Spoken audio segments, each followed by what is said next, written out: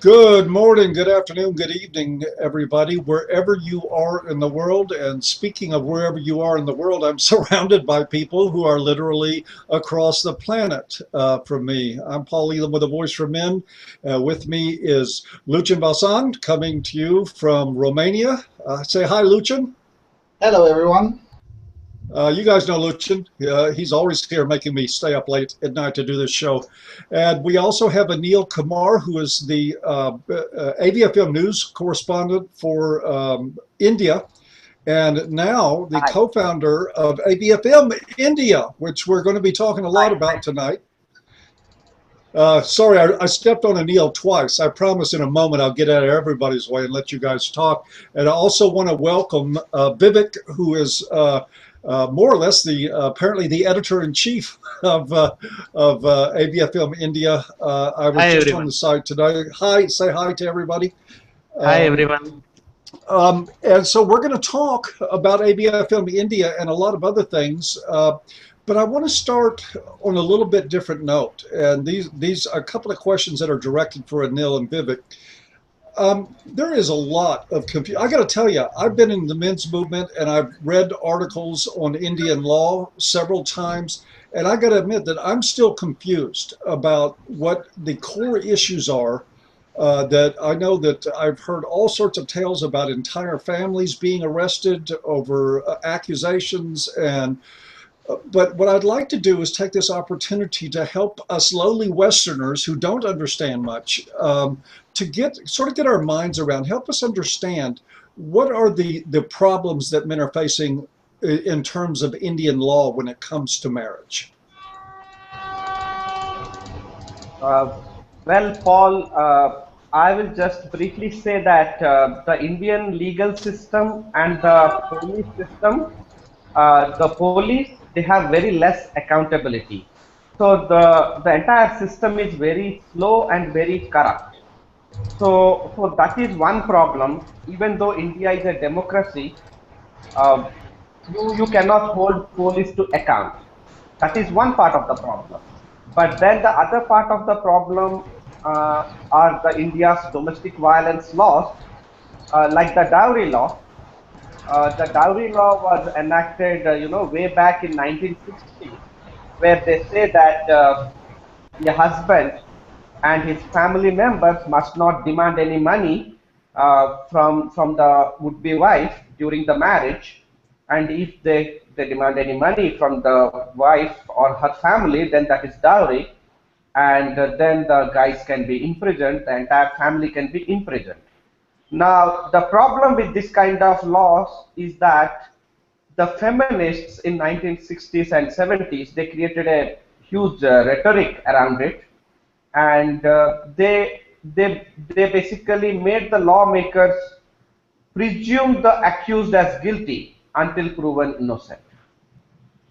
Can you help us maybe understand, Anil or Vivek, what is now to a typical Westerner, the idea of some guy does something against the law, so you arrest his whole family seems is real alien to us. I mean, that whole idea seems very strange.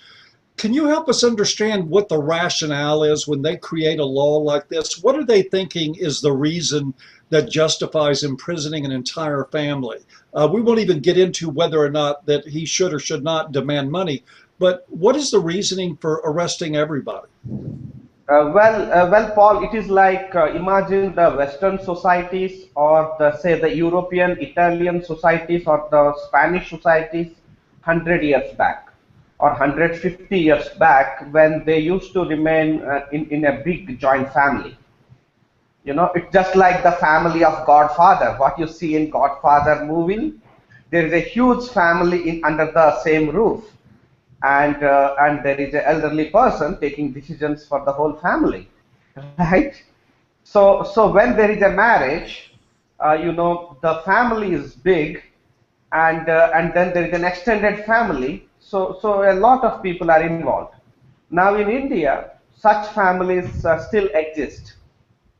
So whenever there is any allegation of domestic violence, then it's not just the husband, but his parents, his sisters, and his brother, maybe sister's husband, everybody is made an accused.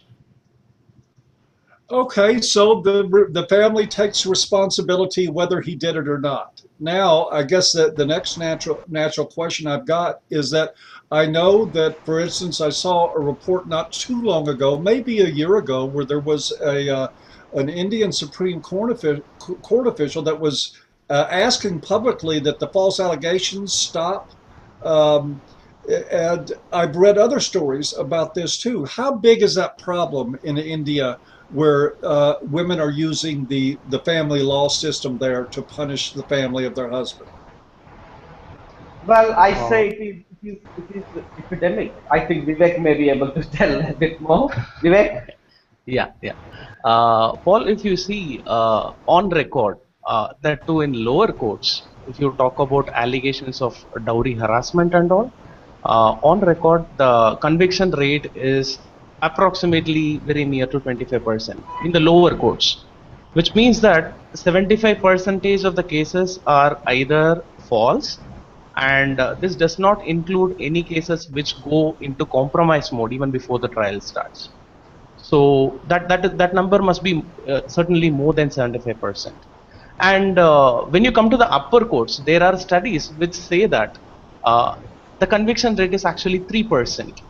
That brings us to a understanding that almost 97% of these accusations are just false. And again, this does not include any allegation or any case that goes into a compromise mode, or we call it like extortion using mediation. Mediation is just a polished term for extortion, so that it goes through that phase also. So this is the state of affairs here. Okay, Okay. one question I have. We used to have in this part of the world a dowry system that was never institutionalized, but it was practiced in the rural areas.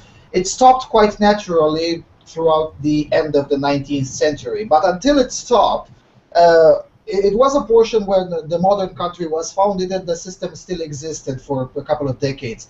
And the dowries weren't necessarily gendered throughout the nation. I mean, there were portions of the country where the family of the mother decided, family of the wife demanded a dowry from the husband, and portions of the country where it was the other way around. Is it the same in India, or is it, or the law, or it's only the family of the husband demanding dowry? And if it's both of them are practiced, is the law presuming that only the family of the husband can be guilty of that? The modern form, which actually happened quite recently, is mostly where there are allegations of the husband side demanding the dowry, not from the wife's side. And the real reason is that culturally, the India encourages hypergamy. Like the father of a bride has to find a groom who is above the financially, he is rich, and he must have a higher social status and higher educational status, right? So that is what is culturally, it is there. So the father, if a father is not able to find a groom from a family of high status, then the father is made to feel guilty about it.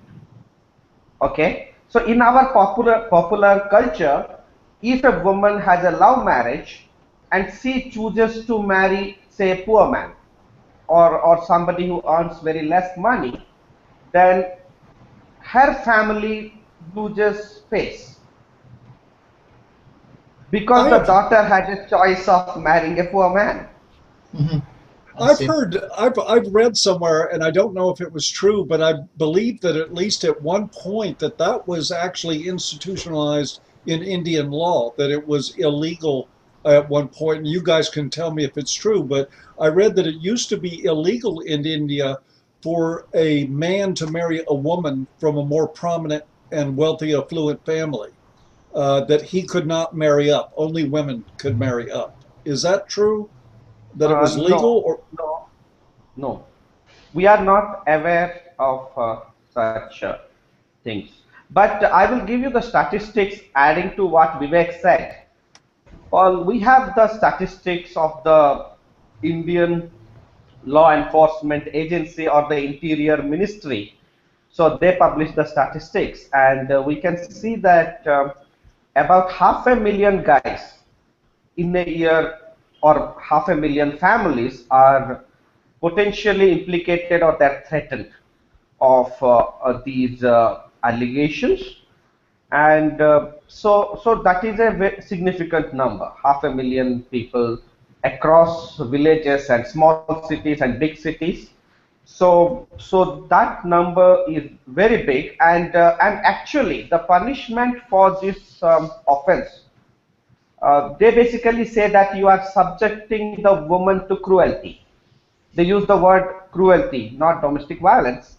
And cruelty is so subjective.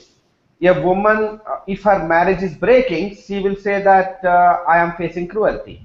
The world is cruel to me, you know, and life is cruel to me. And because that definition is so vague, but I would say that the punishment for such a offense is almost like an attempt to murder. So the law is very harsh, and they really do not see any evidence. They do not require any medical certificate of wounds or any bruises or any evidence. They don't see any evidence. So that's what goes on. Oh, so it's just like America. Yes. They don't need any evidence here either. Yeah. Uh, We're let so me ask. Go patriarchal here ahead. in Romania. Go ahead, Lucian. We're so patriarchal here in Romania. It's evidence is still required to get someone in jail for domestic violence. We recently had some feminists protesting about that because apparently it's harassment to the poor little victims to have to bring evidence for their allegations. Amazing. Anyway, sorry for interrupting. That's all right. I think that's something we probably share across the world. Let me get it now. We already knew that there was a lot of difficulty with marriage laws, dowry laws, all sorts of things like that going on in India. But those are not the only problems facing Indian men. I looked at one of the articles at AVFM India today. Somebody has their speakers up really loud. Maybe they could turn them down a little bit because we're getting some feedback. I think it's Anil. Well, Paul, I will have a look. Okay, no problem. I'll mute it. But what I'm saying is that the suicide rate. I looked at an article from AVFM India today that you look at the disproportionate rate of suicides, and you see the same exact thing that you see in the West and in other areas of the world, where the numbers are just staggeringly different. And disproportionate, unfortunately, on the side of men. Does the Indian government or Indian society take any notice of this at all, or are you guys still dealing with the same stuff we are, where people just don't care? Yeah, here people just don't care. That is the scene here. Well, so how did you guys do it? I mean, this is one of the main things I wanted to get to tonight, because anybody that knows anything about this movement knows that the men and many women in India are the most advanced and organized society that there is out there right now that's doing anything about these issues. I mean, your guys' level of organization, the people that are committed to it openly, the things that are happening there, at least you're raising the voice and you're doing it better than anybody else in the world. Is that because of necessity, or is there something just different in the character of Indian men and women about injustice that they're willing to stand up? Because I know, for instance, that members of SIFF have been assaulted by police, mistreated. Of course, they're not going to do anything about that. But sort of give me the picture of that. What do you think makes India set aside so much from the rest of the world? Well, I will answer that, Paul. If you see that India has a huge population, and it was historically a poor country in recent history, right? So life is very difficult in India. Okay, for most people, the life is very difficult. You really have to work very hard, and that means the children, especially the male children of the family, also face that they get that they have to really work hard to study and get a job, work somewhere, otherwise they will be nowhere. They may have to starve. That's the kind of problem, right? So when people work so hard and then they get a job and they try to stabilize their lifestyle, and that's the time when they get falsely accused of uh, all these false cases, and then they think that, wow, I worked so hard for the country and for my family, and and have so much at stake, right? So when you see that, then you will be really be very angry, and you may say, okay, I will get back. And is that resulting in any impact, you think, in Indian culture on marriage rate? I know that in a lot of Western cultures, men are starting to say, you know what, I don't think this is going to work for me. Are Indian men getting less interested in marriage than they used to be? Vivek, what do you say? Your Not microphone, there we go. yeah. Uh, Not really. The sad reality is that the common Indian man believes too much in the system. Okay, basically, misinformation is spread to him by various means. For example, by movies. He sees some movie where he is made to believe that evidence is required before any allegation, and he thinks that holds good for him as well. But what happens in practicality? A common Indian man doesn't know, and until he faces these kind of allegations, these kind of problems, a common Indian man is basically ignorant of all the dread that he is going to face in the future. So one of the main aims of Voice of Man India is just to make a common Indian man aware of these things, so that people can be like more what to say, more caution is of no use here, but still I would prefer to use the word caution for lack of a better word. So that is the scene here. So men are, it's not that men are not interested in marriage anymore. Yeah, because what I'm Uh, getting from you guys, go ahead, Anil. well, Paul, I'll just add to it. If you see, the divorce rate in India is still around 3, 4, or 5%. Still, it's very low, right? Unlike in Western countries, so there is no integration happening right now, even though it's a small minority, 3%, 4%. However, I foresee after another decade, like 10 years, the situation will change, because you need the effect to accumulate. It has to accumulate over a period of time, and then you reach that triggering point. Tipping point, Then the yes. people make the choice. Yeah, I think you're right about that because what you're describing is similar, I think, to the phenomenon we've seen in the West. It took an entire generation of boys watching their fathers end up with nothing, living in a very small, tiny apartment and driving an old car after working for years to take care of their families.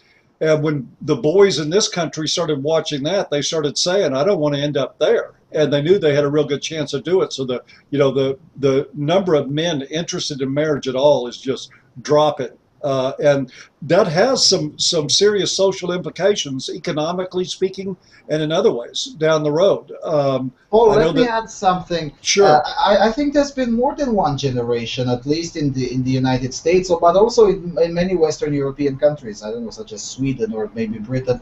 There's been even more than one generation, maybe even two. I mean, some of the draconic laws that exist now in the U.S., some of them date back as early as early 80s or even late 70s. So it's been more than one generation. It's actually at least two generations now that have been under this. So it took quite a while. Also notice that India has over 1 billion people population, and it's far more diverse than the United States is. Although the United States likes to brag itself as a melting pot, I would argue that India is far more of a melting pot than the United States is, certainly in terms of numbers of people that live in there.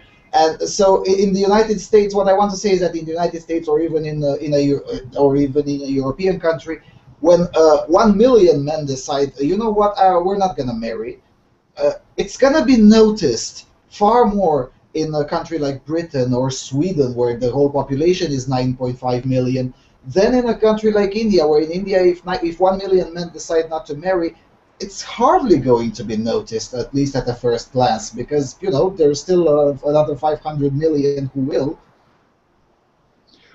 Yep, that's a very good point, and you may be right. Actually, there's been we've seen reports about the alimony racket dating back to 1929 in the United States. These are not new problems. Lucian, could I get you to mute Anil's mic? That seems to be where the okay, there. Yeah, sorry, we hate to mute you, Anil, but it was coming through. I think you unmuted him.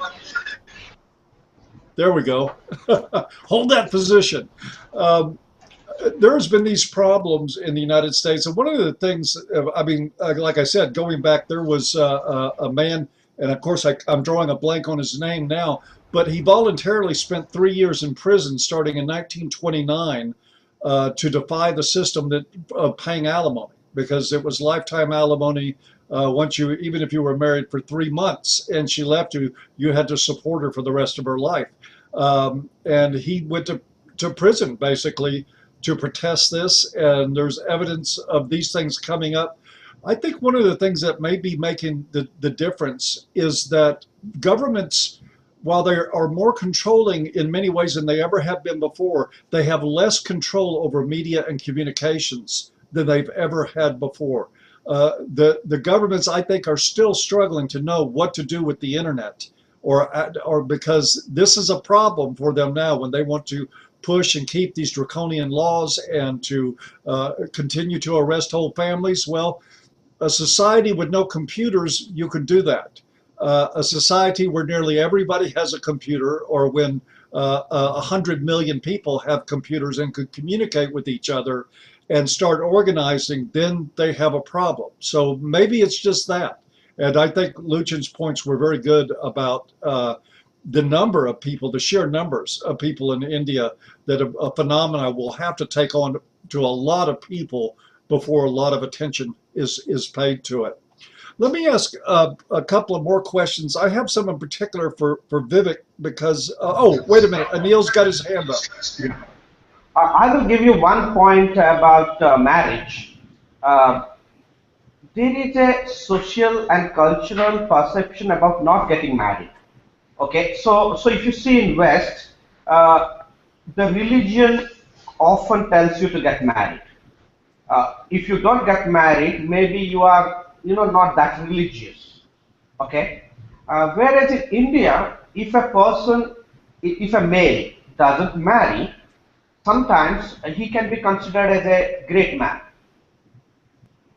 Okay, so there is certain amount of positive attributes if a man doesn't marry, even though your family may resent, but the society may actually think that you are a good man. For example, the current Prime Minister of India is actually not staying with his wife for last 40 years, and people think that's a positive thing.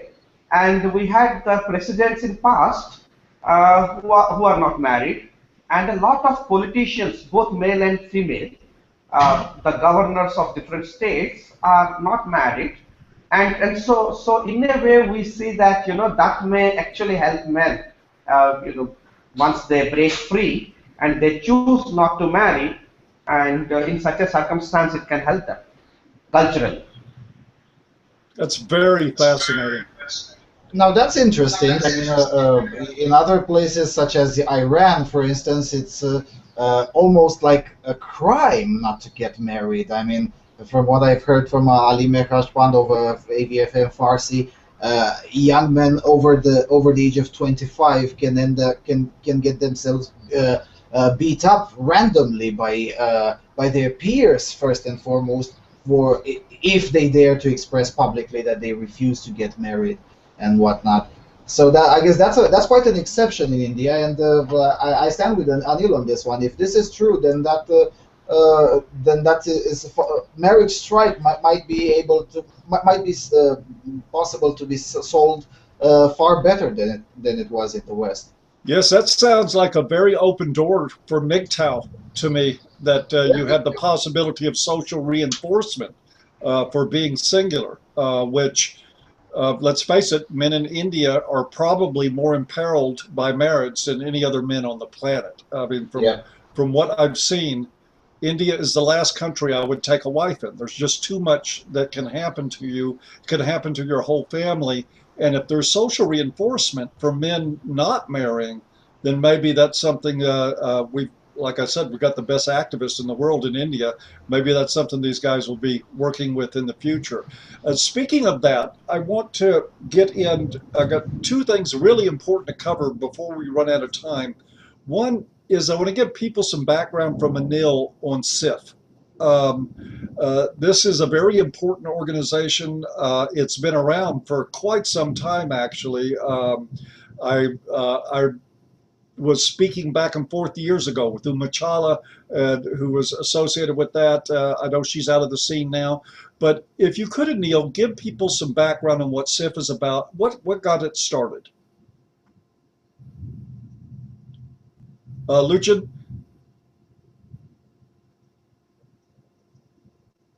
Lucian? Anil, unmute your mic. Okay. He did. Okay. Right. So, Paul, it all started in around early 2000, 2003 and 4. And most guys who use internet in India, and at that time, I think maybe only 5% people in India used internet. 10 years back, only 5% people of India had internet. So all these professionals and engineers and doctors and all these guys joined together, and then we created this Save Indian Family Foundation, or SIFF, and then we actually started promoting small NGOs across the country. So we traveled to different other cities where there may be a small number of people, like maybe 5, 6 guys, and we went to the local media or the journalists, and we got a newspaper article and published the helpline number, and we made small organizations to mushroom all over the country. So in 3 years, we could get small but inexperienced groups of people all over the country. Geographically, we positioned them because we thought that is best way to stop the attacks from feminists. Because the feminists can always target you. If you are centralized, it is like putting all the eggs in one basket, all the apples in the same basket. So we were geographically positioning ourselves, and we also started having the support group meetings. That means if a guy is facing the cases, often the lawyers won't help him, or maybe they mislead him, or maybe they take a lot of money, because there are people who are also very poor. Just like in United States, you cannot easily afford the lawyers. Not everybody can pay. So we started having the weekend support group meetings. So that is one region people remained with us. Even the guys who don't understand anything of men's rights, male disposability, misandry, and all that stuff, but they remained with us because they know they are having a litigation going on in a court, and they need some moral support or some amount of advice. So that is what actually makes us go. So we have a charity and a service going on. We serve the people. And the guy who is suicidal, he comes to us and he's very worried, and his parents are very not well and they are worried. So we really take away a lot of their pain. So that actually gave us a lot of strength. And that's how this entire thing started growing. I think that's one of the reasons that the conferences and the meetings on the ground that we're starting to develop in the United States are so important. You've got to network with people. There has to be support groups. They need to be inclusive, and you do need to have some activities where they can't paint a bullseye on you. I'm living testament to that. They will come after you. They will do it with vigor. Let me also advise everybody, we're going to have to close up in a few minutes. I still have another set of questions, but Houston is under siege by weather right now. We have an enormous thunderstorm system that's going through. It's flooding in many parts of town, and I can hear the thunder outside, and the weather is actually getting worse. So I may be defending my home before the night is over. Wish me luck with that. But I also had questions I wanted to address to Vivek before we go out. I want to talk some about AVFM India, about what are the plans for it. I got to tell you, I was really impressed. And folks that are in the low bar to this on YouTube, there is a link to AVFM India if you want to go check it out. It's amazing the terms of diversity of language. There's English and there's Hindi and other languages, and there's going to be a lot more. It's a remarkable, I think, unique website already, and I see great possibilities for it. So how do you intend to get the word out to the Indian public, the internet using public, that AVFM India exists and that they need to go check it out? Yeah, we have already started that. We have a Facebook page, A Voice from in India. In the past 2 days, we have got nearly 200 followers for that Facebook page as we speak as of now. And our plans are that whenever we post any article or anything for that matter which concerns men's rights, we would post in that page. And when this audience base grows, then this will certainly reach a lot of number of people. And in addition to that, we have like our volunteers, and we will do Twitter campaigns. That is one thing that we could do. So we will use, in short, we will use internet to get the word out about AVFM India. And that Facebook, and how many internet users would you say reside in India right now? What percentage of the Indian population has access to the internet? Like with the mobile revolution, yeah. Anil will answer that question. Anil's mic, please. Thank you. Let me see if I can get it. Lucian, can you unmute Anil? No, fortunately now I can't. Okay. Oh, there we go. Paul, the internet users in India are now second highest in the world. So they are 300 million. So that you can say like the population of around 25% of the people of India. So recently it crossed the United States. Yes, it's the same size as the United States, and it's growing rapidly too, as I understand it. Right. Okay, so the prospects are really good there. And I think I'm really starting to get some wind sounds from outside that are not very comfortable. I'm going to have to go check my home. Let me just make if we can remute Anil. There we go. Thank you. Sorry about the technical problems, folks, but we're not Fox News. When we have a budget for that, we will be. But stuff happens. First, just want to say thank you to Anil and Vivek for what you're doing. AVFM India is, with all respect to other countries, I mean, AVFM Sweden does a great job. There's other really great stuff going on, but this is something remarkable. It's something different and special. It's a big step forward, but in a connection between East and West in our common goals, in our shared problems. And so I just wanted to say congratulations and thank you. Deeply honored that you guys took this on, and I know you're going to do a lot of good. So thank you for that. And with that, I think we're pretty much good to go. Is there? Let me just go around and see, Lucian, everybody else, if you got any final thoughts before I go out here and get in the boat and start rowing across my yard? Well, for starters, if you speak Hindi or if you are an Indian expat living somewhere else and you haven't heard of AVFM India so far, make sure to contact Anil or Vivek on Facebook or on other venues and see how you can get yourself to contribute to the growth of that website. That would be the first thing. The second thing is for everyone else, including myself, although I've started working on that, study the way the Indian men's rights movement is organized, because at least 80% of their work is replicable outside of India. For instance, what I liked the most was the fact that the first men's rights organization there was called Save Indian Families Foundation. Nothing about men, nothing about gender politics, just Save Indian Families Foundation.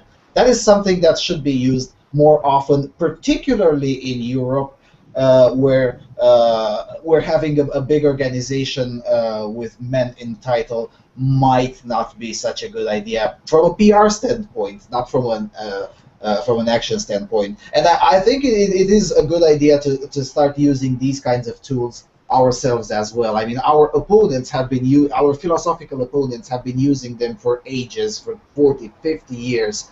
Why not shouldn't we use them as well? And with that, I think for this episode, I've already spoken quite a lot, so I guess that's it. Take the red pill. Oh, well, wait a minute. Let's give Vivek and Anil a chance at any parting thoughts. Either one of you guys have something you want to say before we sign out for the night?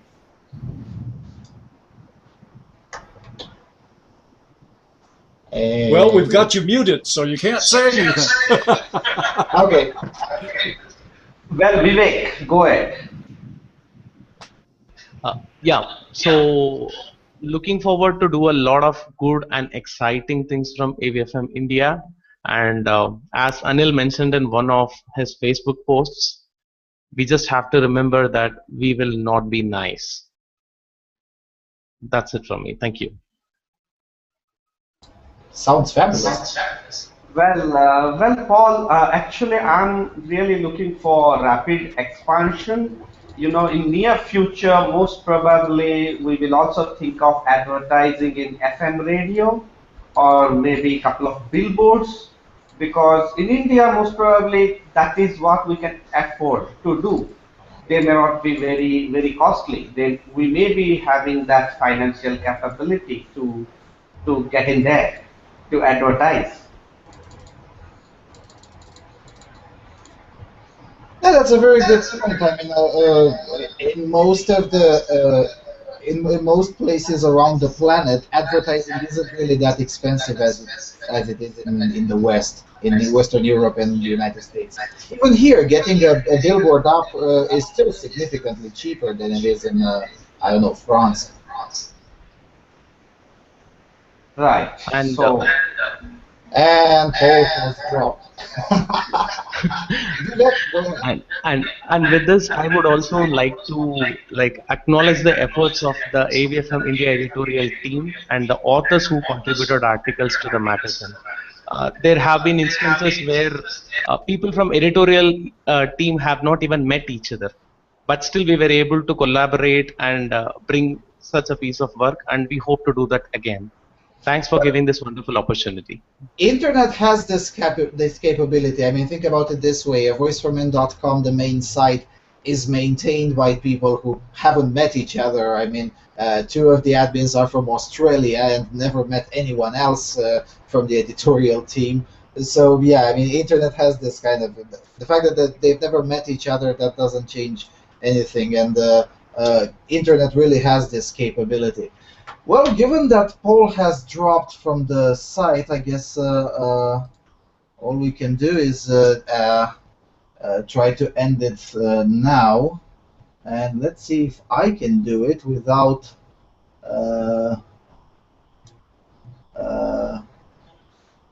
no, apparently I cannot. So I guess we'll just have to drop all three of us from the call, and that's it. So, yeah.